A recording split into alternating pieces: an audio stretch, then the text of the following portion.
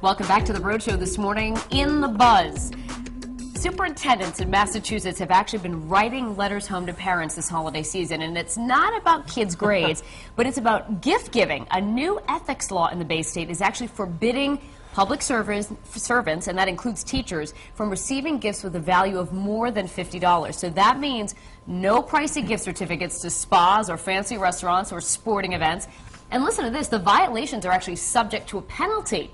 Of course, it used to be that, many parents would bake cookies for a teacher to show their appreciation, but according to the Ethics Commission, the competitive atmosphere in many schools has some parents bypassing those economical options for something extravagant.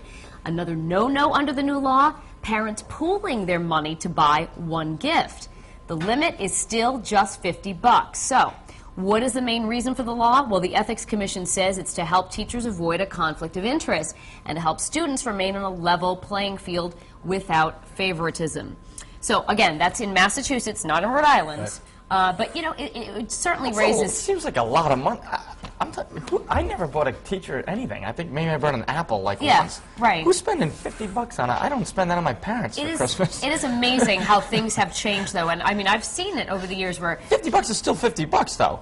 $50. You're getting your teacher spa gift certificates or stuff like that. I don't know. Here's the thing. What I thought was interesting was one of the things under the law is they're not allowing parents to pool together. I actually think that is one of the best ideas to keep everything fair. And let's face it, teachers like to get the homemade, cute little things, but if everybody pools their resources together and you get one nice gift, everybody contributes, and you call it a day. I mean, that's my vote. I think that's great. If you have, real quick, if you have 20 kids in a class and they each throw in $5–10. $5–10, yeah. Right. I mean, like you said, you can get the teacher something nice as the class. Here, we love you. You're one of our favorite teachers.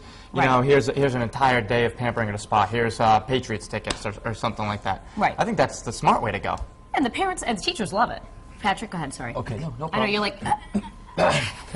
I think they're all great ideas. I like the idea of, if you want to get your teacher a gift, get him a gift. I don't think it should be. The reason why I don't think pooling is a great idea necessarily is because, let's face it, there's some people in your class, your kid's class, that might not be able to afford it, even if it's $5 or $10, to pool together to get a gift for the teacher. The anonymous way, I think, is the way to go. If you want to bring in cookies, great. Hand them to them after the class. You don't make it a big deal in front of the class. Hey, look at Johnny brought me cookies, and the other kids sitting there, especially as they get older, like, oh man, boy, they must have a lot of money, or they're really thoughtful. We're not. I wait and tell my parents. But there are some parents, and now that we're both parents of older kids, and you'll see this someday, maybe, Ben, or maybe you won't.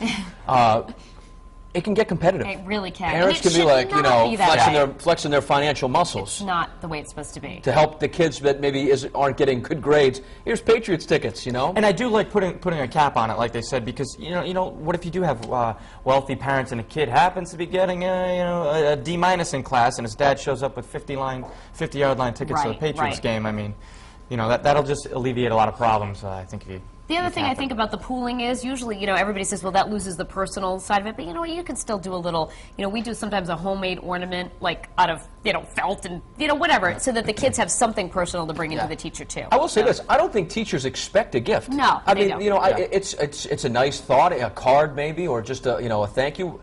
My daughter's kindergarten teacher just sent her home with a gingerbread book. It's got like 25 pages in it.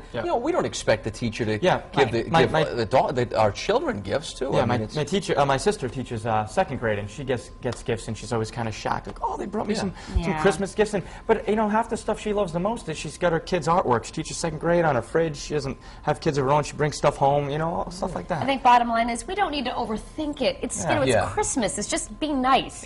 My gift to Ben was the fact that he got to hang out with me all year. Exactly. Didn't you love it? And I loved it. That's a gift that money can't buy, baby. Right, exactly. Priceless. All right, let's head over to Courtney and see what people are thinking about this whole gift sort of controversy. What are people saying about it on the live blog, Courtney? The underlying message I'm seeing here is obviously it's the thought that counts, but folks do think both sides here this morning, so we'll start on foxprovidence.com on the live blog. And Anthony says, children who are less fortunate and can't afford to give a nice gift, this is a good idea. After all, it is the thought that counts. And Joe says there should be no limit on anyone's gift. And Jerry says give what you can afford. Here's the poll here right underneath the live blog. Should schools limit teacher gifts? A, yes, it keeps things fair among students. Or B, no, gifts are a way to show appreciation. We have about 10 comments so far on our Facebook page from our viewers there. And Alan Burt says, I think teachers are underpaid, and if someone wants to buy them a nice gift to say thank you for all they have done, it should be up to the parent. Kayla Hazard says, I think it's the person buying the gift who should be making that decision. And Christy Higuera says, any bit of appreciation is nice, and a $50 gift seems to be too much. But I agree, there are bigger issues to be concerned about. So we will have those answers to today's web poll to see what you guys think about teacher gifts this holiday